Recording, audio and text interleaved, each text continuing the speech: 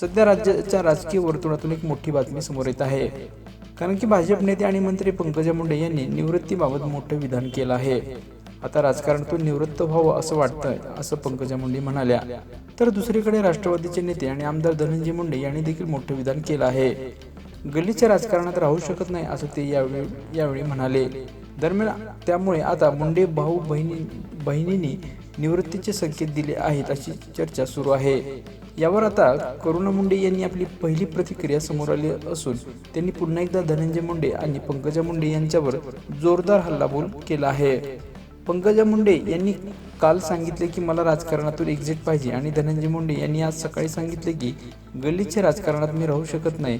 जर हा प्रश्न येतो आहे तर खरोखर या दोघा बहीण भावांनी राजकारणातून एक्झिट व्हायला पाहिजे आणि परळी बीडमध्ये मला संधी द्यायला पाहिजे असं यावेळी करुणा मुंडे म्हणाल्या. दरम्यान मुंडे साहेबांच्या पावलावर पाऊल ठेवून काम करेल आणि मला आता राजकारणात यायला लोकांनी पाठिंबा द्यायला पाहिजे असं यावेळी करुणा मुंडे म्हणाल्या.